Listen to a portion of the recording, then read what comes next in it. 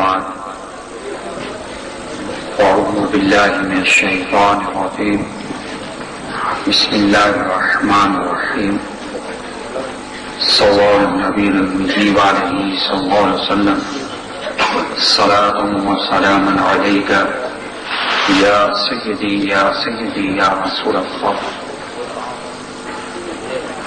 حضرات علماء سنت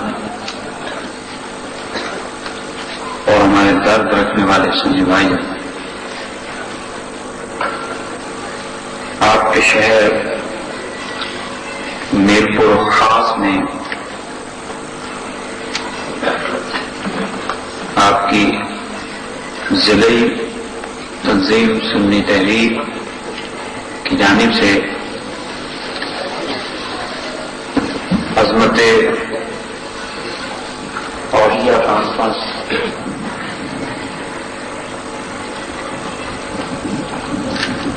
کا اہتمام کیا گیا ہے. سنی تحریک کے قیام کے بعد یہ پہلی بار موقع ہے کہ آج میرپور خاص میں کسی جلسے کی صورت میں بولنے کا موقع ملا ہے.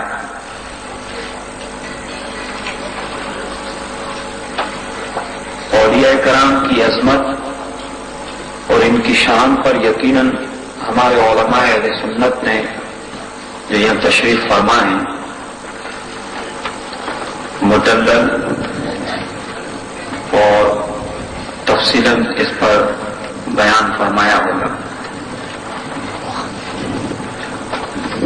ہم سنیوں کی تو پہچان ہی یہی ہے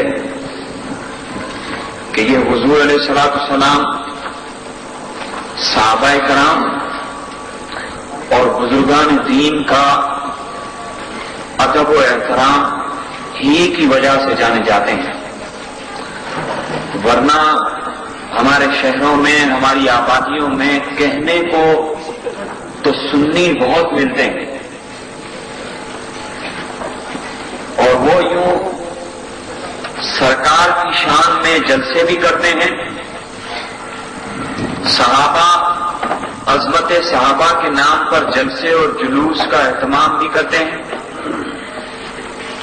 مگر جب وہ سیرت النبی کے نام پر جلسہ کرتے ہیں تو ان کی تمام تر تیاریوں کا نتیجہ یہ ہوتا ہے کہ وہ کس طرح حضور علیہ السلام کو ایک عام آدمی کی طرح پیش کریں. یہ علماء گواہ ہیں. اور جب وہ عظمت صحابہ کے نام پر جلوس نکالیں اور مدحائے صحابہ کے نام پر جلوس نکالیں تو وہ سادہ لوگ سنی مسلمانوں کو تو یہ دھوکہ دینے کے لیے کرتے ہیں کہ یہ صحابہ کے کتنے چاہنے والے ہیں، مگر ان کی اصل چال یہ ہوتی ہے کہ وہ صحابہ کی شان اور مدحائے صحابہ کے جلوس کے نام پر سادہ سنیوں کو اپنی طرف کر لیں. اور کئی عام سنی یہ باتیں بھی کرتے ہیں، یار یہ صحابہ کی محبت میں کتنا کام کرتے ہیں، جانے بھی دیتے ہیں. کہیں بھی دو بدو صحابہ کی شان میں گستاخی کرنے والوں کے ساتھ ان کی لڑائی نہیں ہوئی ہے. یہ آپ میری بات سمجھیں، یہ چیلنج ہے. دیوبندی، وہابی، یہ کہیں بھی صحابہ کی شان میں گستاخی کرنے والوں سے دو بدو لڑائی نہیں ہوئی ہے، بلکہ کیا کیا، خواہ وہ دیوبندی ہو یا شیعہ ہو. شیعوں نے مسجد پر حملہ کر دیا اور نمازیوں کو مار دیا، اور شیعوں کے امام باڑے پر دیوبندیوں نے حملہ کر دیا اور وہاں پر آدمی مار دیے. بولا یار بڑی جنگ ہو رہی ہے، بولا یہ کتنی جان دے رہے. کہیں سنی کو لوٹ لیا اور ڈاکے میں قتل ہو گئے پنجاب میں، بولا ہمارے شہداء کی قربانیاں سنی انقلاب. تو سنی بولتے ہیں سنیوں کا یہ سادہ لو سنی، اور سنی سادہ لو ہوتے ہیں بولا یہ صحابہ. یہ بدعائے صحابہ میں جلوس نکالتے ہیں، یہ عظمت صحابہ میں جلوس نکالتے ہیں، اور سرکار کی شان میں جلوس کو یہ بدعت کہتے ہیں. یہ وہ لوگ جو سادہ ہیں، ہمارے سنی مسلمان تو یہ بات اچھی طرح سے سمجھتے ہیں کہ یہ ہیں پرانے شکاری، یہ ہیں پرانے شکاری سنی تحریک سے قبل کے. پہلے یہ کبھی تبلیغی جماعت کے نام سے یہی میرپور خاص ہے. میں سنی تحریک سے قبل میں 82 سے آپ کے شہر میرپور خاص میں آ رہا ہوں. اس شہر میں یہاں کی مذہبی اور تبلیغی کام کی غرض سے میں 1982 سے بہت عمر آدھی عمر سے زیادہ کا حصہ ہے.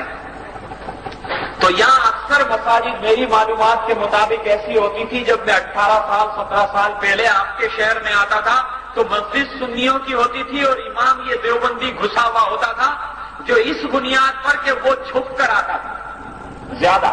بلکہ ہمیں یہاں کے اس وقت کے اسلامی بھائی یہ بتایا کرتے تھے کہ بعض دفعہ تو یہ سنی بن کر اور بعض دفعہ سنی بیچارے سادہ ہوتے تھے. بولا نماز ہی تو پڑھنی ہوتی ہے, ان کے پیچھے نماز تو اپنی پڑھنی ہوتی ہے نا, امام کا کیا ہے, امام تو جو بھی چاہے نماز اپنی ہو جاتی ہے. یہ لوگوں کی اپنی منطق ہے. یہ مال خریدتا ہے تو ٹھوک بجا کر خریدتا ہے, یہ سودا سلوک کاروبار کرتا ہے تو ٹھوک بجا کر کرتا ہے, شادی کرتا ہے تو سب مسئلوں میں ٹھوک بجا کر کرتا ہے, مگر ایمان ٹھوک بجا کر نہیں رکھتا, بولتا نہیں. جبکہ نماز جو ہے وہ اپنے مال سے, اپنے لین دین سے, دنیا کے ہر معاملات سے یقیناً یہ ایمان کا حصہ ہے. سب سے زیادہ اس کو ترجیح دینی چاہیے کہ جب کسی کا وکیل ہی درست نہیں ہوگا تو اس کا مقدمہ کیسے جیتے گا.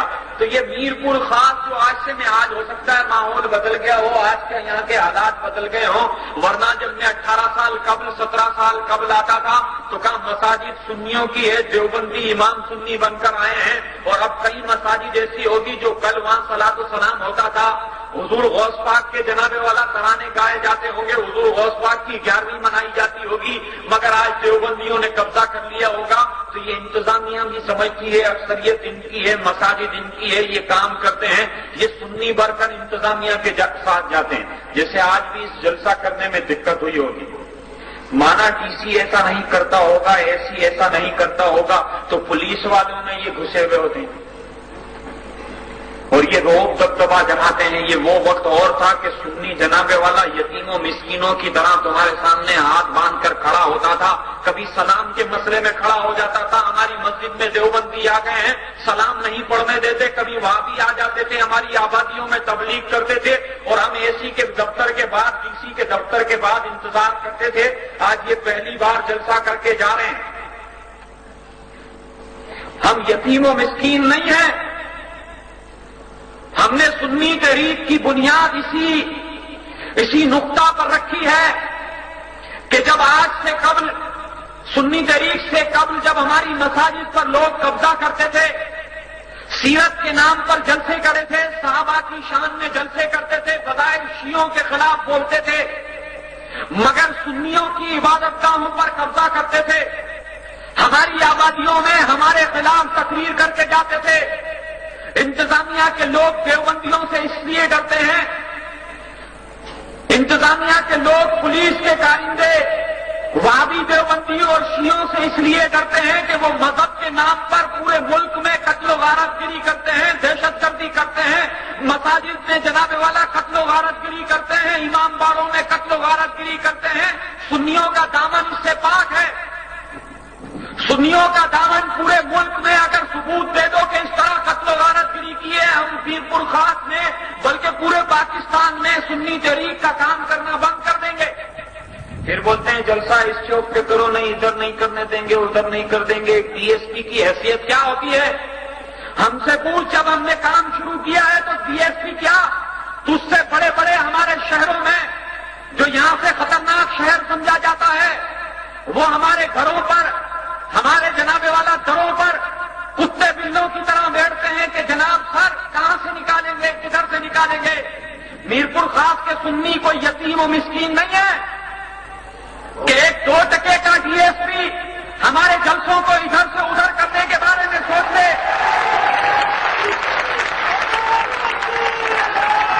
ہم کوئی یتیم و مسکین نہیں ہیں, ہم پاکستانی ہیں. ہماری قوم نے, ہمارے علماء نے اس ملک کو بنانے میں کردار ادا کیا ہے. اگر تیرا جھکاؤ دیوبندیوں کی طرف ہے تو تو دیوبندیوں کی تاریخ ثابت کر لے. یہ تو اکھنڈ بھارت کے قائل تھے, یہ تو جناب والا گاندھی کی دھوتی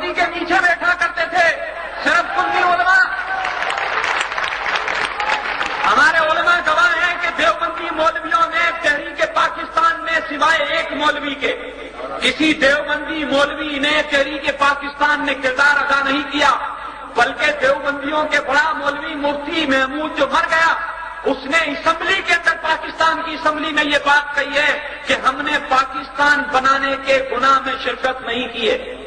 फिर तुम किस बुनियाद पर इन लोगों का साथ देते हो? अगर तुम इस वर्दी का फायदा उठाते हुए सुन्नियों को तंग करते हो तो हमारा चैलेंज है कि आज के बाद तुम तंग करके देखना, हम अपनी कुव्वत, हम कानूनी तरीके से अपनी अवामी ताकत के बलबूते पर अपने मसलक का काम करेंगे और तुम हमारी राह में आना। सुन्नियत का दर्द रखने वालों, मीरपुर खास के सुन्नियत का दर्द रखने वालों, कहीं मसाजिद के मसले में, कहीं जलसे और जुलूस के मसले में ये देवबंदी वहाबियों ने जो हमारी मसाजिद पर कब्जा, बात लोग कहें कि ये अफरा तफरी करने आया है। शहर कराची ने कत्लो गारतगिरी की है, क्या सुन्नियों ने की है, शियों ने की है, देवबंदियों ने की है, वहाबियों ने की है, सियासी जमातों ने की है। सुन्नियों का दामन इससे पाक है। अगर तुम्हारे पास रिकॉर्ड है, देवबंदी के पास हो, जनाबे वाला वहाबी के पास हो, जमातियों के पास हो, किसी सियासी जमात के पास हो, लाओ रिकॉर्ड कि सुन्नियों ने खून खराबा इस मुल्क में किया हो। शियों का रिकॉर्ड मैं दिखा सकता हूँ, वहाबियों का, देवबंदियों का मैं दिखा सकता हूँ। सजाएं मौत हुई है, जाकों पर हुई है, कत्लो गारतगिरी पर हुई है, बसें जलाने पर हुई है, जनाबे वाला कत्लो गारतगिरी मुल्क में हड़तालें करने पर, इन सब पर हुई है, मगर सुन्नियों पर नहीं है। फिर सुन्नियों की राह में रुकावट क्यों है? उसकी वजह यह है, सुन्नियत का दर्द रखने वालों, तुम इस मुल्क में अक्सरियत में हो, तुम यहाँ के बनाने वालों की औलाद में से हो, इसलिए तुमने कभी यहाँ पर कत्लो गारतगिरी नहीं की, दहशतगर्दी नहीं की। तुम्हारी मसाजिद पर देवबंदियों ने कब्जा कर लिया। हम यहाँ के डीसी को ये चैलेंज देते हैं, यहाँ की इंतजामिया को ये चैलेंज देते हैं कि तुम सर्वे करके देख लो, जिस इबादतगाह की बुनियाद, जिस मसलक, जिस अकीदे के मानने वालों ने रखी है, उसको दे दी जाए तो यकीन मानो देवबंदियों की 2-4 मसाजिद के अलावा ज्यादा नहीं मिलेगी, ज्यादा मसाजिद हमारी मिलेगी, ज्यादा इबादतगाहें हमारी मिलेगी। ये दुनिया का कानून है।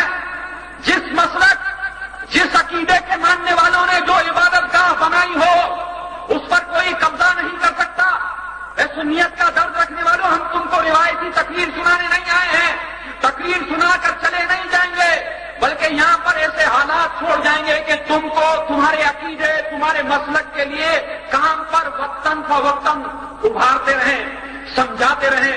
सुन्नियत का दर्द रखने वालों, इस मुल्क में शियों की इबादतगाह पर कब्जा नहीं हुआ, इस मुल्क में जनाबे वाला देवबंदियों की इबादतगाह पर कब्जा नहीं हुआ, वहाबियों की इबादतगाह पर कब्जा नहीं हुआ। जनाबे वाला, हम तुम्हें समझाने चाहते हैं, तुम अक्सरियत का दावा करते हो, तुम अक्सरियत में हो, मगर तुम्हारी इबादतगाहों पर इस शहर में नहीं, इस सूबे में नहीं, बल्कि पूरे मुल्क में कब्जा किया गया। उसकी वजह क्या थी कि तुम पुरअमन थे, तुम इंतजामिया के दर पर हाथ बांधकर खड़े रहते थे, तुम अदालत के दरवाजे खटकाते थे। जब तुम अदालत से मुकदमा जीत जाते थे तो तुम उम्र के उस हिस्से में पहुंच जाते थे कि तुम्हारा वहां की आबादी बदल चुकी होती थी, वहां का माहौल बदल जाता था। जब हम वो फैसला लेकर आते थे तो ये इंतजामिया के लोग, ये राशि पुलिस वाले लोग, ये जनाबे वाला कहते थे कि यहाँ लॉ एंड ऑर्डर का मसला हो जाएगा अगर हम मस्जिद खाली करा कर देंगे, अगर हम इनसे मस्जिद लेंगे, अगर लॉ एंड ऑर्डर के मसले से तुम देवबंदियों से डरते हो, तुम शियों से डरते हो, तुम वहाबियों से डरते हो, तो जब अगर तुम इसी कानून पर अमल करते हो, जनाबे वाला तुम इसी रास्ते पर अमल करने वाले का साथ देते हो, इसलिए कि किसी कमिश्नर को कत्ल सुन्नी ने नहीं किया। ये रिकॉर्ड है कि सिपाही सहाबा के लोगों ने मुल्तान में किया है, ये रिकॉर्ड पर मौजूद है जनाबे वाला कि ये भावलपुर में जनाबे वाला इंतजामिया के अफसरों को, पुलिस वालों को कत्ल किया है। फिर किस बुनियाद पर यहाँ के लोग हम जनाबे वाला डीआईजी मीरपुर खास को इस तरफ तवज्जो दिलाना चाहते हैं, एजेंसियों के कारिंदों के जरिए हम जनाबे वाला इंतजामिया की तवज्जो इस तरफ दिलाना चाहते हैं। फिर यहाँ की अक्सरियत सुन्नी है। सुन्नियत का दर्द रखने वालों, उलमाए कराम तवज्जो फरमाओ, हम यतीम व मिस्कीन नहीं है। हाँ, हम मसलक के अहले सुन्नत के मुताबिक शिद्दत के साथ इसकी पॉलिसी पर अमल जरूर करते हैं। कुछ लोग हमसे नाला होंगे, कुछ अपने लोग हमसे जनाबे वाला रूठे हुए होंगे, मगर उनका रूठना मुमकिन है बुज़दिली की बुनियाद पर हो, उनका रूठना उसूली की बुनियाद पर ना हो। सुन्नियत का दर्द रखने वालों, हम तुम्हें बताना चाहते हैं, तुम्हारी अक्सरियत है یہ دنیا کا قانون ہے، یہ بین الاقوامی قانون ہے کہ اگر تمہاری عبادت گاہ ہے، بلکہ آپ کو حیرانگی ہوگی اگر اس آبادی میں ہندو اقلیت میں ہے، عیسائی اقلیت میں ہے، ارے قادیانی جن کو کافر قرار دے دیا گیا ہے وہ اقلیت میں ہے، اگر ان کی بھی عبادت گاہ ہو تو اس پر کوئی قبضہ نہیں کر سکتا، مگر سنیت کا درد رکھنے والوں تمہاری عبادت گاہ پر قبضہ کر لیتے ہیں۔ اس کی وجہ تمہارا منظم نہ ہونا ہے، تمہارا ایک پلیٹ فارم پر جمع نہ ہونا ہے، کوئی ہماری بات کو سیاسی رنگ نہ دے۔ بعض لوگ کہتے ہیں یہ مذہبی لوگ فرقہ واریت پھیلا رہے ہیں، قتل و غارت گری پھیلا رہے ہیں۔ ہم نے تو آپ کو چیلنج دے دیا کہ ہمارا ریکارڈ اٹھا کر دیکھو، کیا شیعوں کے امام باڑے پر قبضہ ہو جائے تو وہ چپ رہے گا؟ اگر دیوبندیوں کی مسجد پر کوئی قبضہ کر لے تو یہ چپ رہیں گے؟ تو انتظامیہ ان کے دروں پر بلکہ ان سے رابطے پر رہے گی۔ اور سنیوں سے قاضی شمس الدین بھائی، تم اپنے آپ کو تنہا نہ سمجھو، اگر تمہارے ساتھ کوئی مسئلہ ہوتا ہے مسلک کی بنیاد پر تو تم یہ مت سمجھو کہ یہ شہر میرپور خاص کا مسئلہ رہے گا، تم یہ مت سمجھو کہ یہ سندھ کا مسئلہ ہوگا، ہم اس کو ملک کی سطح پر بھی اٹھاتے ہیں۔ ابھی ہمارے ایک ساتھی کو جماعت اسلامی کے قتل میں انتظامیہ کو، پولیس کو، جماعتیوں کو شہر کراچی میں ہر ایک کو علم تھا کہ ان کا قتل کس نے کیا ہے، کوئی نہ ملا تو انہوں نے سنیوں کو اٹھا لیا۔ ہم نے انہیں کہا کہ آپ انہیں چھوڑ دیں ورنہ حالات کی ذمہ داری آپ پر ہوگی۔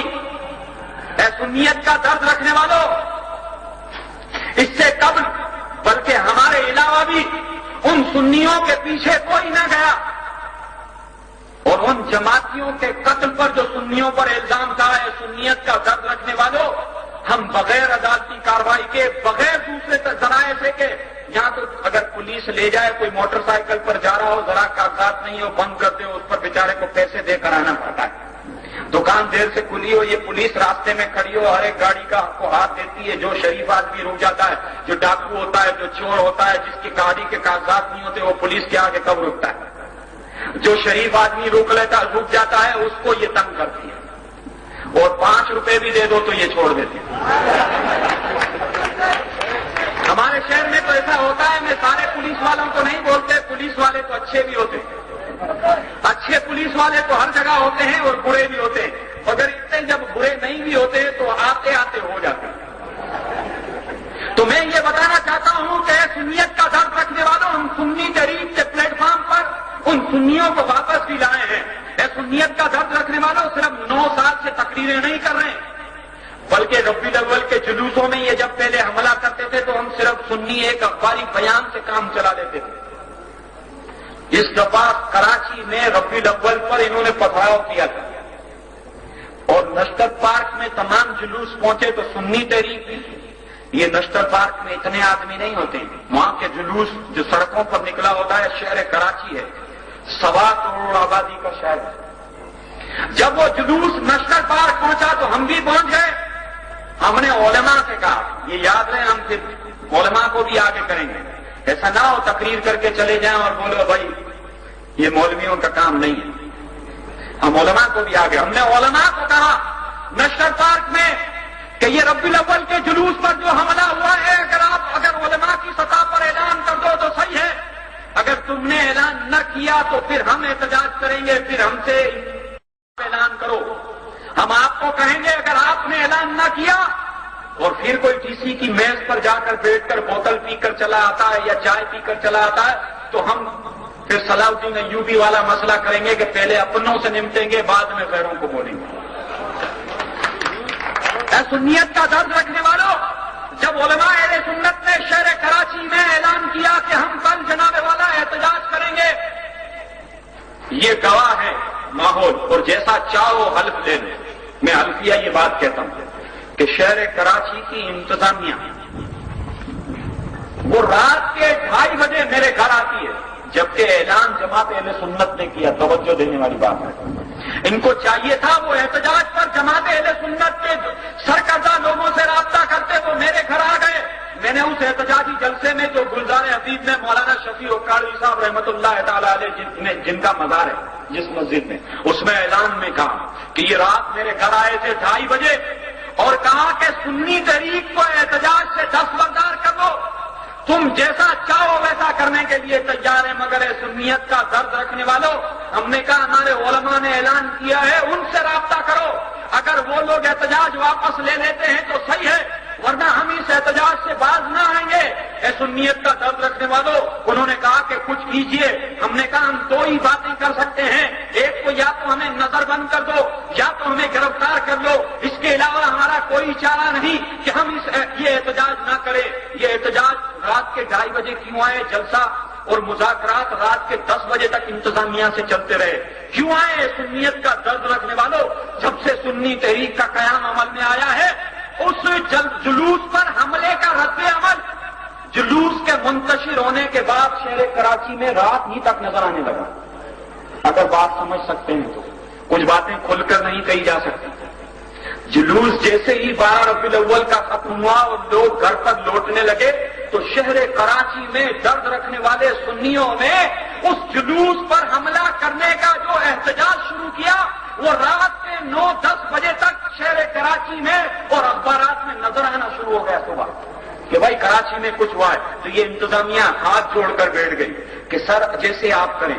تو یہ شہر میرپور خاص کوئی ہمارے بس سے باہر نہیں، یہ شہر کوئی اتنا بڑا نہیں، ہمارے ضلع، ہماری ڈویژن، ہمارے شہر کے اندر تو 5 ڈی سی ایک ہی گھنٹے کے راستے اور فاصلے پر بیٹھتے ہیں، یہاں تو 1 ڈی سی ہوگا جناب والا، 1 ایس ایس پی ہوگا، ہم لوگ تو 5 ایس ایس پیوں سے نمٹتے ہیں روزانہ، وہاں پر 5 ایس ایس پی اگر سنیوں کی راہ میں مسائل کھڑا کرتے ہیں اور وہاں کے انتظامیہ کے لوگ، یہ وجہ کیا ہوتی ہے؟ یہ دیوبندی پہنچ جاتے ہیں، اور یہ دیوبندی ہر جائز و ناجائز کام کرتے ہیں، لین دین کا مسجد لینے کے لیے بھی کام کر لیتے ہیں۔ سنی سیدھا ہوتا ہے، سنی ہاتھ باندھ کر کھڑا ہوتا ہے کہ صاحب بات، یہ صاحب ہمارا ملازم ہے، ہمارے ٹیکسوں پر، ہماری جناب والا مال پر اس کو تنخواہ ملتی ہے، یہ ہماری نہیں سنتا ہے۔ سنیت کا درد رکھنے والوں، یہ تمام معاملہ چھوٹے شہروں میں ہوتا ہے، گاؤں دیہاتوں میں ہوتا ہے کہ ڈی سی گھڑی پر بیٹھتا ہے، دفتر پر نہیں آتا، اے سی گھڑی پر رہتا ہے، جبھی کوئی مسئلہ ہو جاتا ہے تو وہ صاحب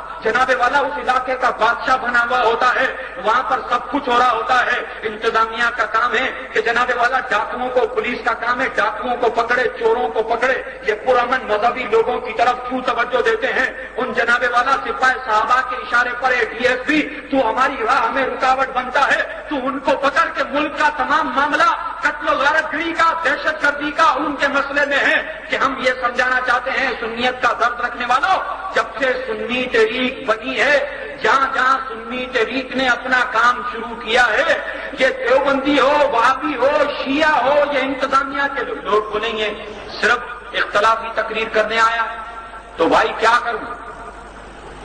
میری مسجد پر قبضہ ہو جائے، تمہاری زمین پر کوئی قبضہ کر لے تو تم لڑتے ہو، تمہاری ماں کو، بہن کو، ہماری ماں بہن کو کوئی گالی دے تو ہم لڑتے ہیں، ہمارے جناب والا آقا و مولا کی شان میں گستاخیاں کرتے ہیں۔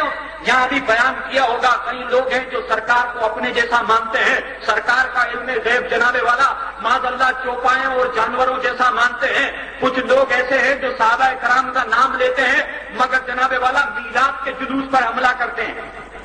ہم نے ان سے پوچھا، ساہیوال میں دیوبندیوں، یہ سپاہی صحابہ کا سرپرست، بولا سنیوں کا وزیر اعظم، سیٹ ایک ہے اور وزیر اعظم، یہاں جس کے پاس سندھ میں ایک تنظیم بولتی ہے بھائی ہم سب سے بڑی جماعت ہے اور تیسری جماعت ہے، 5 سینیٹر ہیں، 28 صوبائی اسمبلی کے ممبر، وہ وزیر اعظم کا نعرہ نہیں لگاتے، ایک سیٹ ہے جہاں تقریر ہوتی ہے بولا وزیر اعظم، اور ابھی جیل سے چھوٹ کر آیا، اور جیل سے چھوٹ کر آیا تو بولا کیا ہو رہا ہے؟ بولا اب یہ جو نا عظمت صحابہ کے ڈنکے بجائیں گے۔ کیا عظمت صحابہ کے؟ جیسے ہی تقریر شروع ہوتی ہے یہ پولیس توجہ دے، ایجنسیوں کے قائم سے توجہ دے۔ ہم نے ابھی تک کسی کو کافر کافر نہیں کہا، کسی کو برا بات ہوتے ہیں نا یہ شدت پسند ہے، تو ثابت کرو، ساری ریکارڈنگ ہو رہی ہے اور تم بھی لکھ رہے ہوگے۔ ہم جو توجہ دلانا چاہتے ہیں وہ یہ کہ یہ آتے ہیں تو ان کی تقریر کی سے شروع ہوتی ہے، ہمارے علماء تو بسم اللہ پڑھتے ہیں، طاؤس پڑھتے ہیں، درود شریف پڑھتے ہیں، یہ تو جیسے ہی کوئی آتا ہے اس کا استقبال کیسے، ہمارے یہاں نعرہ لگتا ہے استقبال میں، نعرہ تکبیر، نعرہ رسالت، تو یہ جیسے ہی کسی کا کافر کافر کافر ہمارے شہر میں آئے تو ہم نے بعض جگہ ان کی تقریریں نوٹ کی. کہا میں کافر نہیں بولوں گا.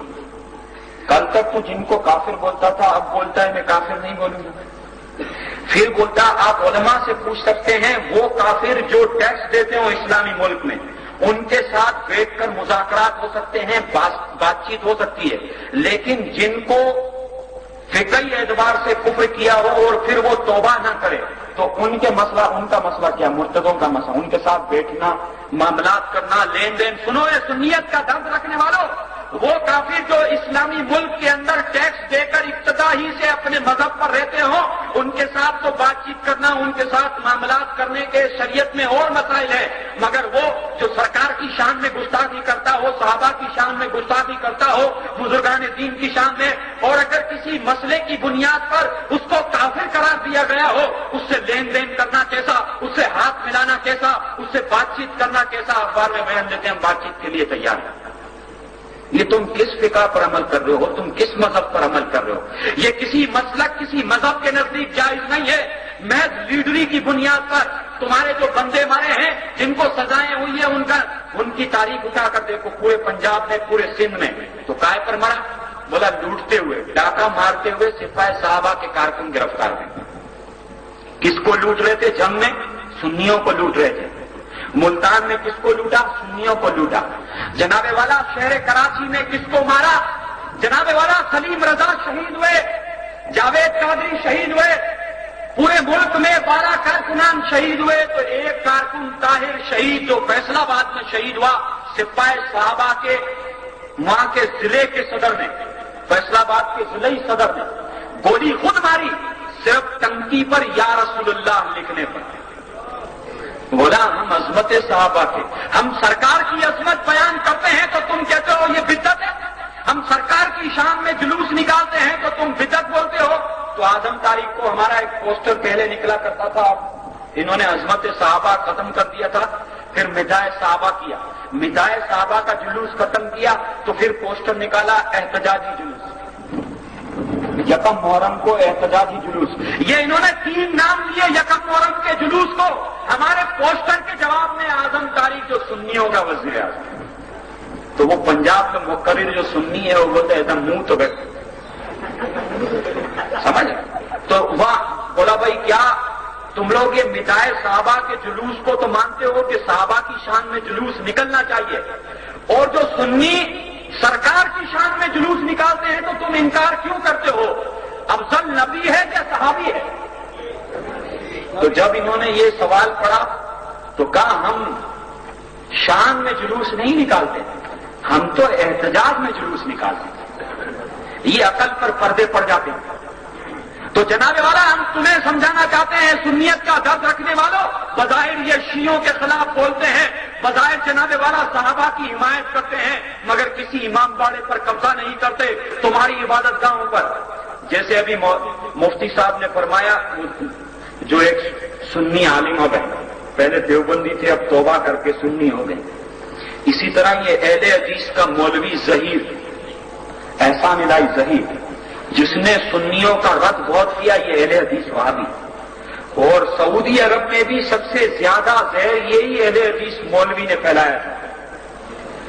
یہ جس دن بم سے بلاسٹ ہوا لاہور میں, جب بم بلاسٹ ہوا اور یہ مارا گیا, اس سے قبل کی ویڈیو کیسٹ اور اخباری بیانات اور اخباری تراشے موجود ہیں کہ اس نے اس جلسے سے ایک دن قبل روشنی میں دلائل دیے ہوں گے, مگر ہم یہ تو ظاہری عظمت اولیاء بتاتے ہیں. بم سے بلاسٹ ہوا لاہور میں, جب بم بلاسٹ ہوا اور یہ مارا گیا, اس سے قبل کی ویڈیو کیسٹ اور اخباری بیانات اور اخباری تراشے موجود ہیں کہ اس نے اس جلسے سے ایک دن قبل روشنی میں دلائل دیے ہوں گے, مگر ہم یہ تو ظاہری عظمت اولیاء بتاتے ہیں. ایک واقعہ مفتی صاحب نے بیان کیا, دوسرا میں بتا رہا ہوں کہ وہ بم بلاسٹ میں مارا گیا, اس کا دوسرا مولوی اس کی ٹانگیں کٹ گئی. جناب والا اس مولوی کی بھی ٹانگیں کٹ گئی تھی, یہ ریاض میں جا کر علاج کرائی, یہاں علاج ہی نہیں ہو رہا. اور پھر آخر ان کو دفن تو آپ کو پتا ہے نجد میں ہی ہونا پڑتا, یہ نجدی ہیں, نجد میں ہی دفن ہوتے ہیں. اس نے یہ اعلان کیا تھا دوسرے دن تقریر کے پہلے جملے ہی پر جناب والا بم پھٹا اور یہ مارا گیا۔ غوث پاک کا چرچا جب سے غوث پاک کا نام لینے والے غوث پاک کا نام لے رہے ہیں اور انشاءاللہ قیامت تک لیتے رہیں گے۔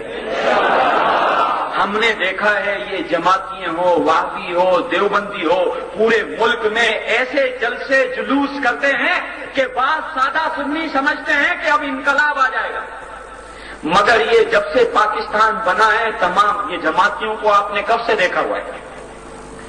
لوگ ان کے منظم ہونے پر کہتے ہیں کہ یار یہ بڑے منظم ہیں، اور آپ کو الیکشن کے دنوں میں ایسے لگتا ہے جیسے آئندہ تمام سیٹیں جماعتیں لے جائیں گے، مگر نکلتا کچھ بھی نہیں۔ اور جماعت اسلامی کے سربراہ اور جماعت کے لوگ ایسی تقریر کریں گے کہ پاکستان کا سارا بوجھ جماعت اسلامی پر ہے۔ آج کا اگر کل کا اور آج کا ہماری بیان پڑھو تو کہا اب ہم حکومت ہٹانے کی پوزیشن میں آ گئے۔ آپ کو معلوم ہوگا گدھا گاڑی چلتی ہوتی ہے تو گاڑی پر وزن ہوتا ہے، مگر گدھا یہ سمجھتا ہے کہ میرے پہ لوڈ، اور وہ اترا کر چلتا ہے کہ یار بہت لوڈ ہے مجھ پر، مگر ورنہ گدھے پر لوڈ نہیں ہوتا، گدھا صرف کھینچ رہا ہوتا۔ تو لوگ آتے ہیں، بعض لوگ ان کو چلاتے ہیں، یہ کہتے ہیں افغانستان ہم نے فتح کیا، کشمیر بھی ہم فتح۔ جب فتح تم نے کیا تو آج تک تم برسر اقتدار افغانستان میں کیوں نہیں آئے؟ نہیں سمجھ میں آ رہی آپ کے؟ مولا دیوبندی بولتے ہیں طالبان کا قبضہ ہے، جماعت اسلامی کہتی ہے افغانستان ہم نے فتح کیا، روس کو شکست ہم نے دی۔ تمہاری حکومت تو نہیں آئی، تم تو حکمت یار کے ساتھ لگے ہوئے تھے۔ آج حکمت یار کا نام بھی کہیں یہ، لیکن وہاں کے جتنی مذہبی تحریکیں ہیں شیعوں کو چھوڑ کر اور ایک آدھ اہل حدیث کو چھوڑ کر تمام جماعتیں افغانستان میں سنی حنفی مسلمان ہیں، ہماری معلومات۔ اس وقت جو افغانستان کا سربراہ ہے اس نے 12 ربیع الاول کے دن وہ قیدیوں کی تعداد جنگ میں اخبار میں آئی تھی، میں بھول گیا، سرکار کی ولادت کے دن قیدیوں کو رہا کیا، سرکار کی پیدائش کی خوشی میں۔ سرکار اس 12 ربیع الاول کی بات کر رہا ہوں، سنیت کا درد رکھنے والوں، مگر دیوبندی کہتا ہے میں نے افغانستان فتح کیا۔ جنگ فورم میں، جنگ اخبار کے دفتر میں تمام مقاصد فکر کے مولویوں کو بلایا تھا۔ سنیوں میں انہوں نے پتہ نہیں کیوں کسی عالم کو نہیں بلایا، مجھ کو بلا دیا۔ میں عالموں میں سے تو نہیں ہوں، علماء توجہ، مجھے بلا دیا۔ مجھ سے پوچھا، سب کی تقریریں ہو گئی، دیوبندی کی ہو گئی، طالبان کی ہو گئی، مجاہدین یہ اس کو بولتے ہیں جنہوں نے افغانستان کو آزاد کیا، طالبان اس کو بولتے ہیں جنہوں نے مجاہدین کو مار رہے ہیں۔ یہ عجب معاملہ ہے۔ میں وہاں جب فورم پر پوچھا تو یہ سوالات تھے کہ آج کا افغانستان کیا طالبان امن قائم کر لے گی؟ یہ آج جس دن افغانستان پر طالبان نے قبضہ کیا اس کے ایک ہفتے کے بعد یہ بولا آج تو 2 سال ہو گئے۔ یہ میں نے بولا تھا 2 سال کب؟ تو مجھ سے پوچھا افغانستان میں اب کیا ہوگا؟ میں نے بولا امن قائم نہیں رہے گا، قتل و غارت گری زیادہ ہوگی۔ یہ جنگ اخبار پر پورا چھپا تھا۔ پوچھا کیوں امن قائم نہیں ہوگا؟ میں نے کہا جنہوں نے روس کو شکست دی ہے وہ بڑے طاقتور ہیں، اور وہ علماء تھے، صبغت اللہ مجدد، یہ سنی عالم تھے، حضور غوث پاک کی اولاد کے سلسلے کے وہاں بزرگان دین موجود ہیں۔ یہ جناب والا ربانی صاحب سنی ہے، دوسرے علماء سنی ہیں۔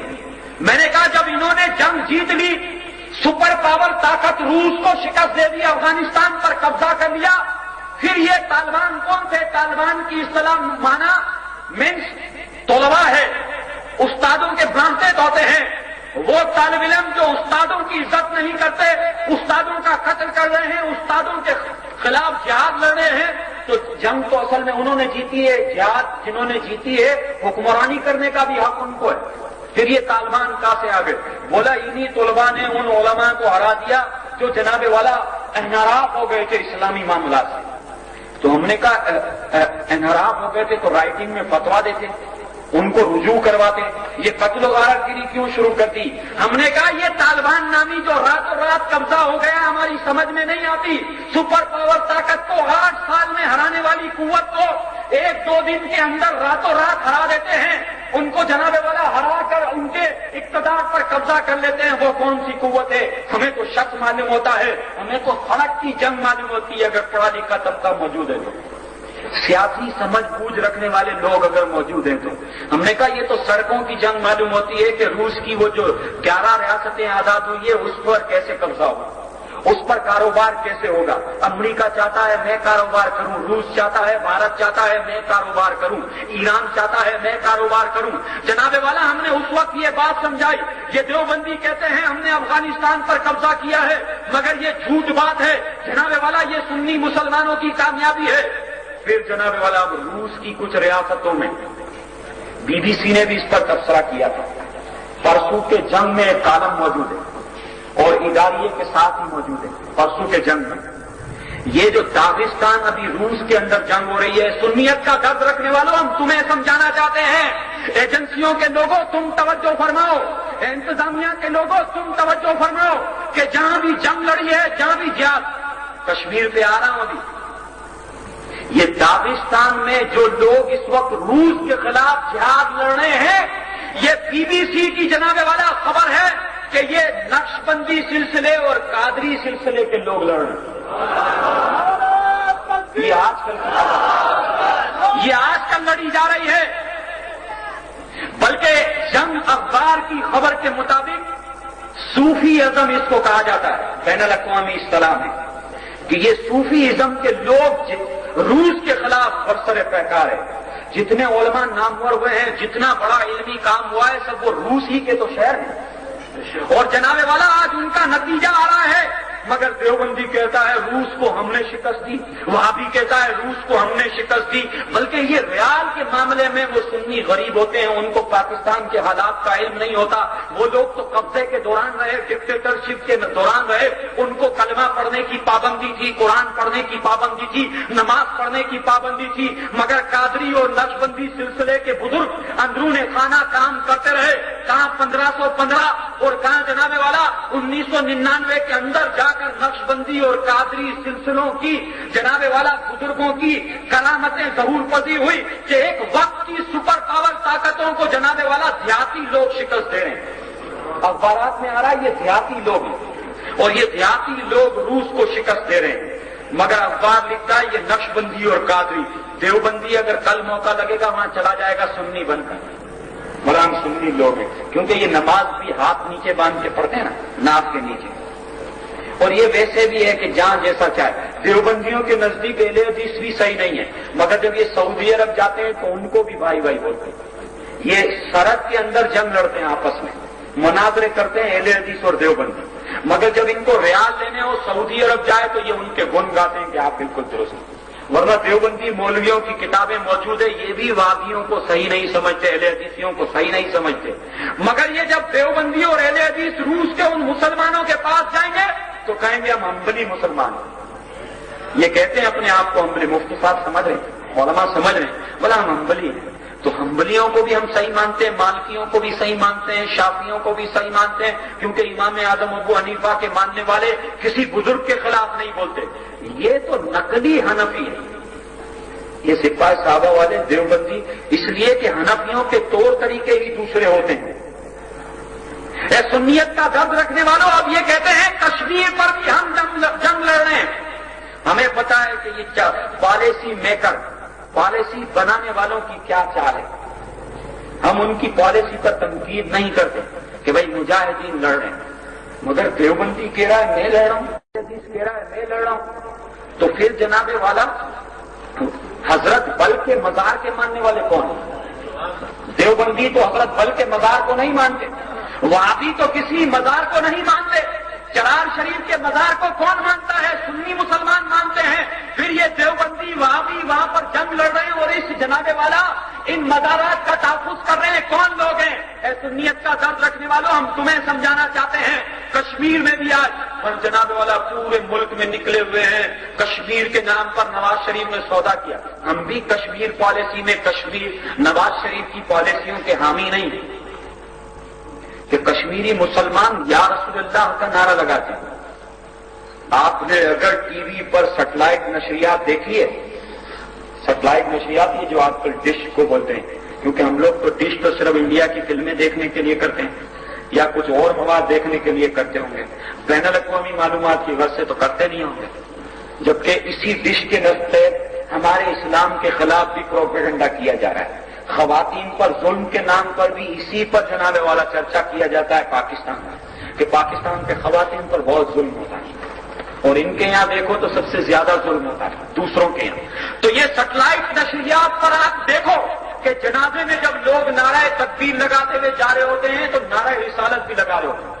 جب مجاہدین شہید ہوتے ہیں تو جنازے کے شرکا نعرہ تکبیر اور نعرہ رسالت لگاتے ہیں، یہ مجاہدین بولتے ہیں ہم نے قبضہ کر لیا تھا۔ ہمیں معلوم نہیں یہ تمام چوٹیوں پر، تمام پہاڑیوں پر قبضہ کرنے والے لوگ کون ہیں، اور پھر پیچھے ہٹنے کی پالیسی میں کیا حکمت عملی تھی، ہم اس پر بحث میں نہیں جانا چاہتے، مگر سنیت کا درد رکھنے والوں اتنا جلد بوکھلا نہیں جانا چاہیے، اتنا جناب والا پلپلا نہیں ہونا چاہیے کہ جو بھی ہماری آبادیوں میں آ کر ہمیں ورگلا دے کہ ہم یہاں جہاد کرتے ہیں، وہاں جہاد کرتے ہیں، یہاں بھی لاشیں باندھیں گے تو انتظامیہ کے لوگ ڈرتے ہیں، پولیس ڈرتی ہے اور سنی بھی ڈرتا ہے، بولا یار یہ دہشت گردی کریں گے، مسجد کے مسئلے میں اپن نہیں پڑتے، یہ مولویوں کا مسئلہ ہے۔ یہاں عوام بولتی ہے یہ مولویوں، تمہاری آبادیوں میں تمہاری اولادیں، تم اس میر پور خاص کا جائزہ لو تو کل کئی لوگ سنی تھے جو صلاۃ و سلام کے پڑھنے والے تھے، جو نیاز و نظر و نیاز کے قائل تھے، آج وہ نہیں کرتے۔ اس کی وجہ کیا ہے؟ سنیت کا درد رکھنے والوں ان لوگوں کا کام ہے۔ کیا ہے سنیت کا درد رکھنے والوں؟ تم سنی تحریک کے پلیٹ فارم میں اپنے مسلک سے وفا کے لیے سنی تحریک کا ساتھ دو گے؟ ڈر ڈر کے آتا ہے۔ کل مسلک کے نام پر میرپور خاص میں قاضی شمس الدین نے کوئی کال دی تو میرپور خاص کے ساتھیوں ساتھ دو گے؟ جو مساجد پر قبضہ کر لیا گیا ہے ان کو اگر واپس لینے کی کارروائی کی گئی تو ساتھ دو گے؟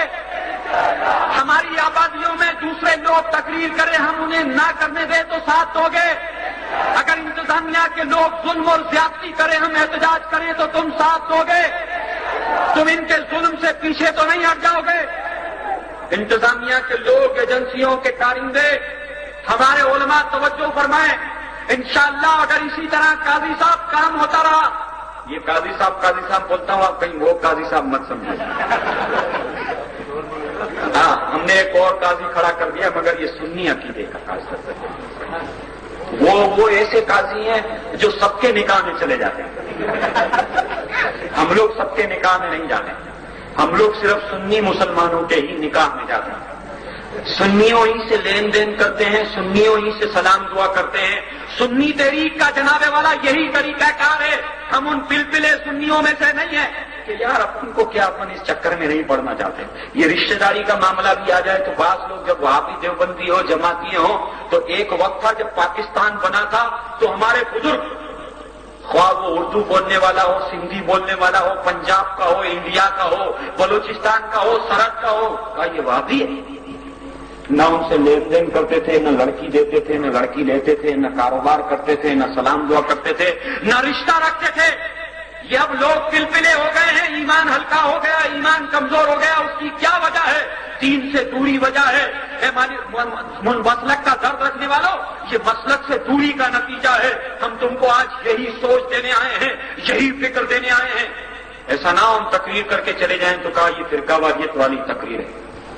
اپنی عبادت گاہ کا، اپنے مسلک کا تحفظ کرنا فرقہ واریت نہیں ہے۔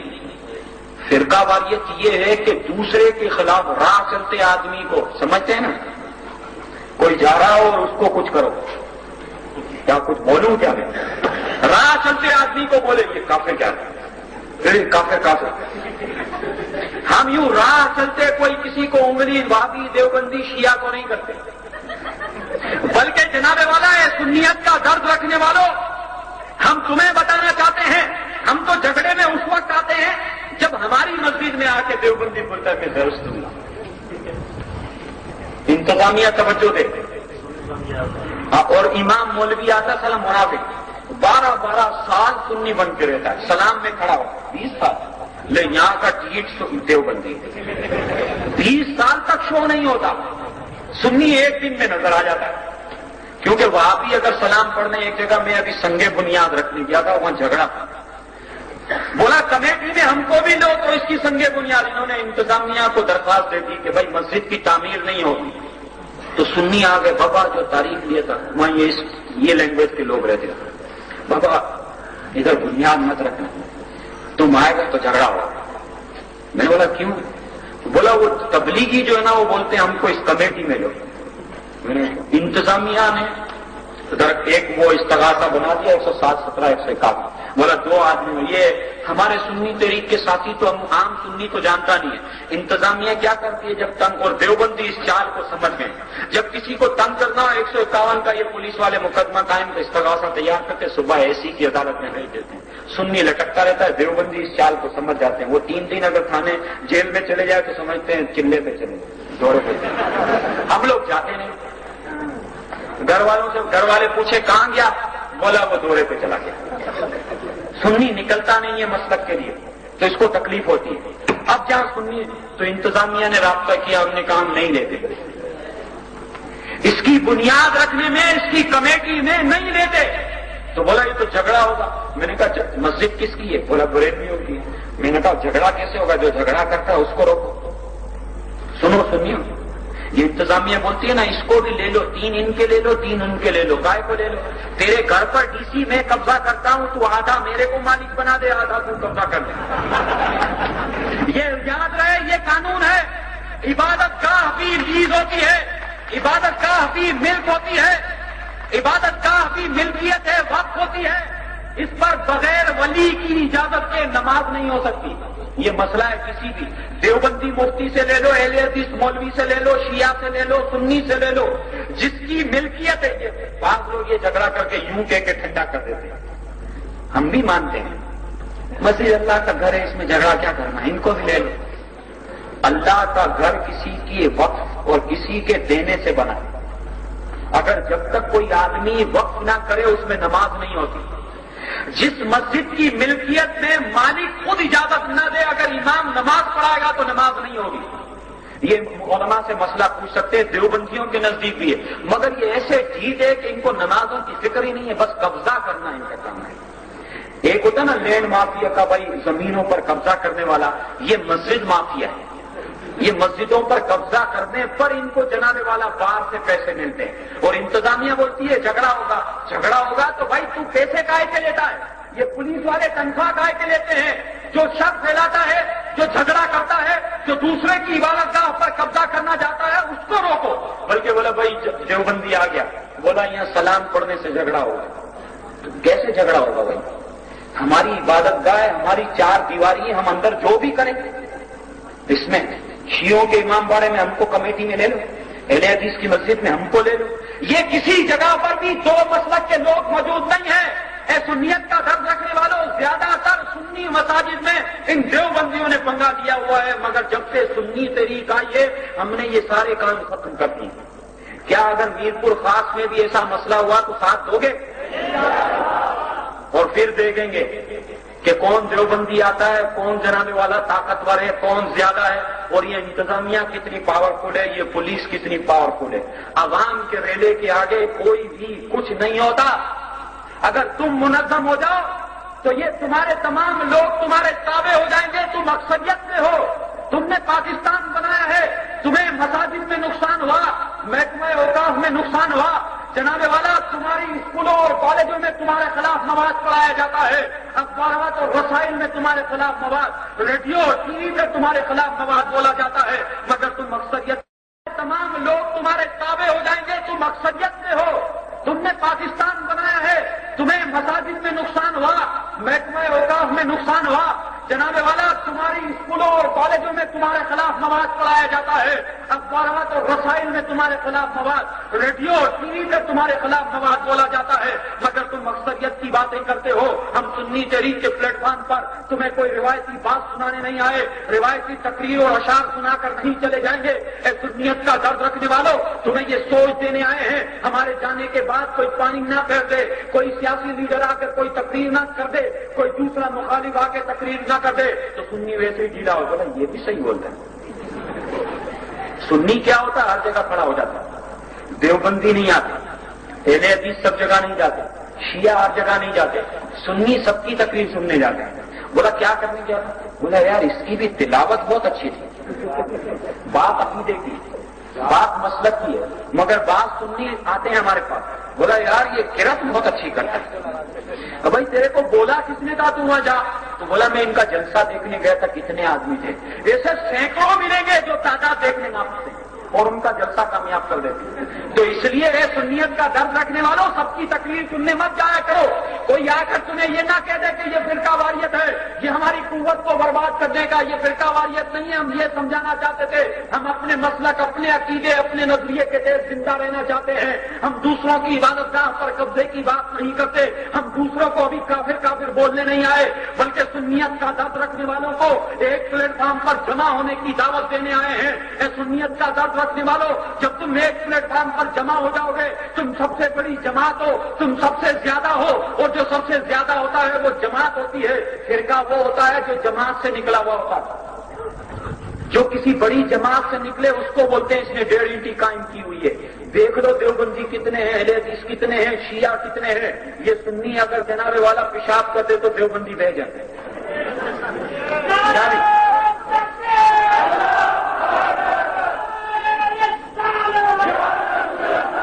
ڈر تو نہیں لگتا نا قاضی صاحب؟ ڈر تو نہیں لگتا میں تقریر کر کے چلا جاؤں گا، بعد میں مسئلہ ہوگا؟ یار مجھے تو ایسے ہی جانا ہوتا ہے گھر پر۔ کہیں آپ لوگ یہ تو نہیں سوچتے کوئی اور بھی اسٹیج پر بھی بیٹھا ہو بولا یار کیونکہ ہم لوگ تو ابھی تقریر کر کے چلے جائیں گے؟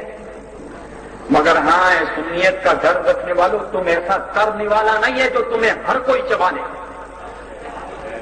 تم کوئی ایسی کم تعداد میں نہیں ہو کہ ایک آدھ جناب والا، 2 پھول لگانے والا، 3 پھول لگانے والا تم کو لکڑی سے ہانک کر چلا دے گا۔ تم اس کو کہنا اگر ہم یہاں موجود نہ بھی ہوں، ہم تمہارے درمیان میں موجود نہ بھی ہوں، تو تم اس کو کہنا کہ ہمیں اتنی سختی کر، اتنا ظلم کر کہ ہم بچ نہ سکے۔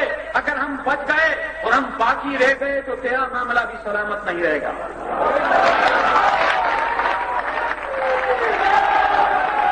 اس لیے کہ ہم افراتفری کی دعوت دینے نہیں آئے، ہم قتل و غارتگری کی دعوت دینے نہیں آئے، ہم کسی کو کافر کافر بولنے کے نعرے لگانے نہیں آئے، بلکہ یہ بتانے آئے ہیں ہماری مساجد ہے، اگر اس کو واپس لینے کا کام کرتے ہیں یہ ہمارا قانونی حق ہے۔ ہماری آبادیوں میں دوسرے لوگ جلسہ نہیں کر سکتے، دوسرے لوگ ہماری آبادیوں میں تبلیغ نہیں کر سکتے۔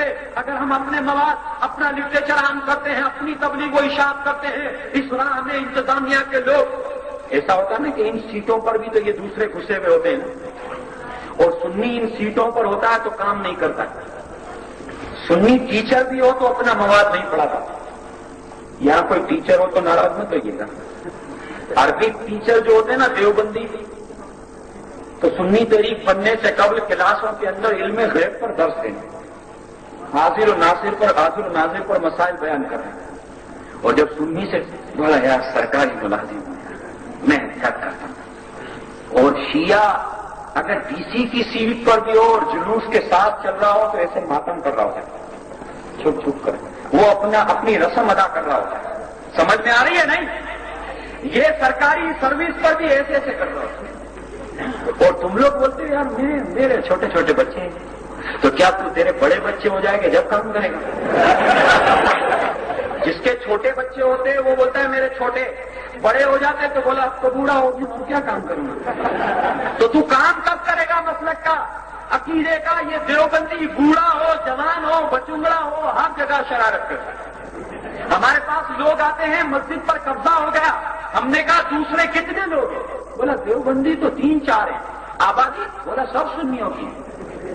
ابھی یہاں 100 بیگے نیازیں اس گلی میں ہی چڑھا دو، میں اٹھتا ہوں لیٹ کیونکہ فجر پڑھ کر سوتا ہوں، تو ہمارے یہاں بڑی بڑی نیازیں ہوتی ہے، 100 دیگیں حلیموں کی چڑھتی ہے، تو کبھی کبھی نیت ہوتی مجھے دعوت دیتے، میں نے کہا اٹھوں گا تو انشاءاللہ آپ کے یہاں نیاز میں ضرور آؤں گا۔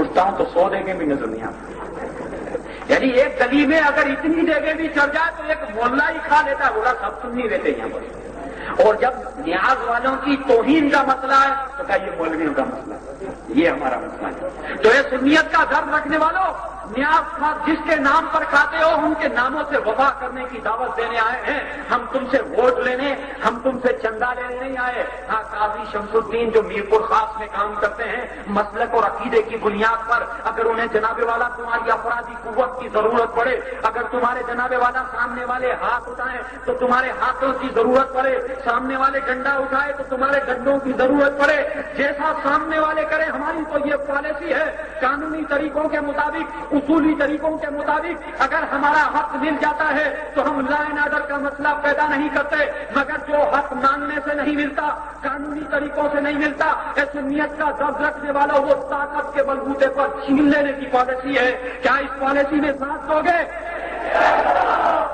سنیت کا درد رکھنے والوں، قاضی شمس الدین یہاں کام کرتے ہیں، مجھے بہت تکلیف ہوتی ہے کام کرنے میں. تو میں نے کہا یہ اتنا سارا کیوں کیا ہے تم نے؟ تو بولا تھوڑا کام کریں گے تو لوگ جاگیں گے اور ساتھ دیں گے.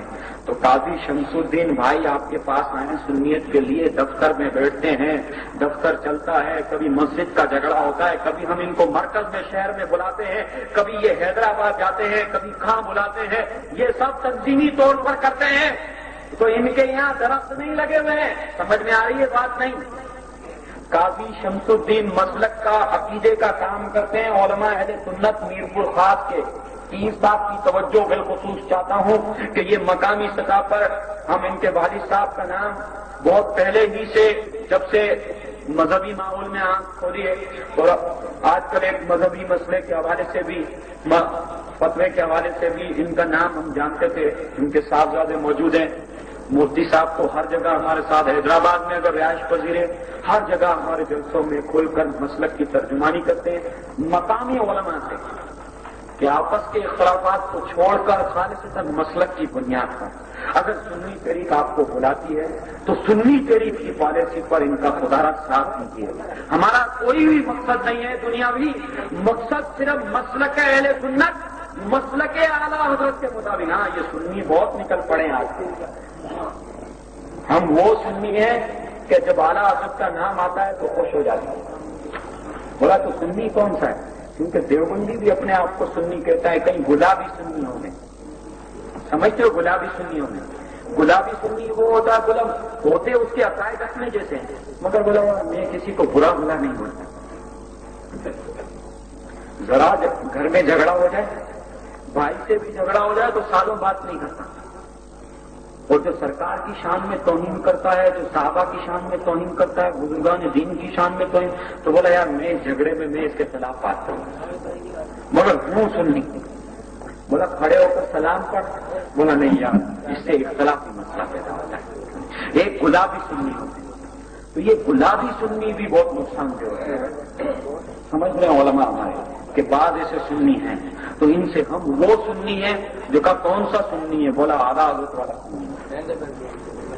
مسلک امام احمد رضا، مولانا شاہ احمد رضا خان، یہ کوئی نیا مسلک نہیں ہے، بلکہ جب پاک و ہند میں لوگ دودھ کا دودھ، پانی کا پانی انہوں نے کیا کہ ہم کو تمیز دلائی کہ دیوبندی ایک الگ مسلک ہے، وہابی ایک الگ مسلک ہے. بس آخری اس جملے پر کہ اعلیٰ حضرت نے فرمایا گستاخ رسول کتنا ہی تمہارا عزیز کیوں نہ ہو، یعنی دوست ہو، بھائی ہو، بیٹا ہو، باپ ہو، کتنا ہی عزیز کیوں نہ ہو، اس کو اپنے درمیان سے ایسے نکال دو جیسے دودھ سے مکھی کو نکال دیا جاتا ہے. اس سے کوئی تعلق نہ رکھو. اے سنیت کا درد رکھنے والوں، بس اسی مسلک کو تھامے رکھو، اسی پر اور اسی پر موت کی دعا کرو. یہی جنتی، اس کے علاوہ کوئی بھی حق پر نہیں ہے. بس ہمارا یہی ہے، اور ایمان نام ہی اسی چیز کا ہے کہ کسی پر مضبوطی سے قائم ہو جائے. اللہ عز و جل ہمیں کے حق